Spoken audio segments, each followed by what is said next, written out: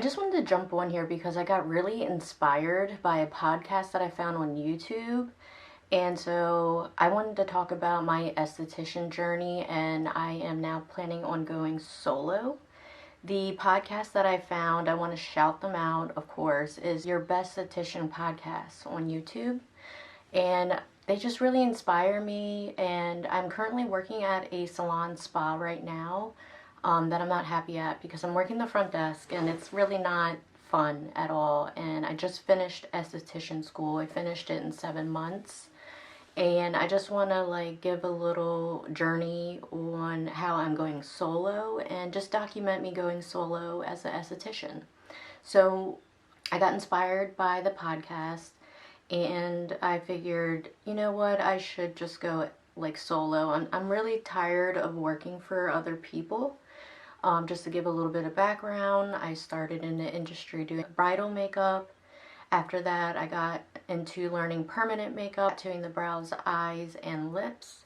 I learned eyelash extensions, and this all started in 2014. So I've been in the industry for over 10 years, and I've worked for quite a few salons and just in the corporate world as well. And I am tired of working for people, so I want to go solo.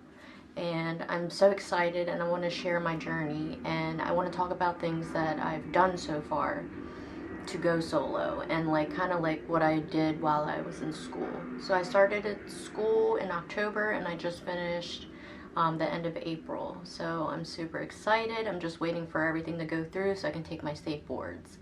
The laws have changed in Maryland, and that's where I'm at. So Maryland, you now have to have a license for makeup and lashes, and that's basically what I do.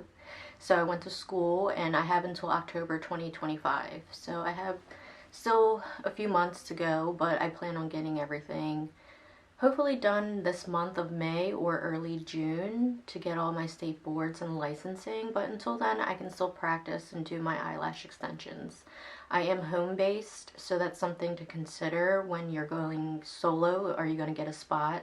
But we'll get into that further down in the later. We'll get into it later. I have enough experience where I know to put, get a business account, get a business savings and checkings. I was a manager for a salon for 3 years, assistant manager, excuse me. So I know how to run a business and take clients. So it's not that I don't have any experience. So this video is more for people who have experience. If you don't, I recommend working for people, learning the business, building your clientele. But while you're in school, you can do that. The first thing I did was I had to learn my state laws. What can I do? What can I do? I'm home-based. So I'll put a picture here of the home-based rules of Maryland. So make sure to go onto your state board and look at the laws. Then after I did that, I went to school. I need to get my license. While I was in school, actually I already had a business page because I've been working since 2014 in the beauty industry. So I've already had a business page, but a lot of girls had to create a new one because they have a personal one. So you want to, while you're in school, make a business page. Also, while you're in school, buy business cards. They can be very simple with just your Instagram and contact number, or if you're not comfortable, email and your social media information. But get business cards so while you're in school, you can build your clientele, and they have a way to get to know you, get a hold of you, and follow you on your social media to see where you're going, where you're at, because your clientele will follow you.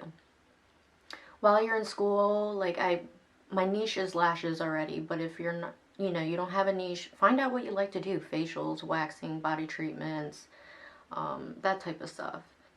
And then while you're in school, make sure to get as much content as possible. Before and afters, videos, whatever your school allows you to do by law so that you don't get in trouble, but build up your before and afters, all your content, and post 2-3 times a week. You have, to build your social media. While I was in school, I also purchased my LLC. I use Zen Business, but there's LegalZoom, Tailored Brands. There's other companies. You could just do it yourself, but I just decided to have a company do it for me and build me out my binder of everything. So that way I wasn't missing anything and got all the licensing, all the numbers that I needed to have an LLC. Biggest thing I would say too about pricing, I would recommend searching your area. I would recommend looking at solo artists and also businesses and get an average of what they are charging so you know what to charge.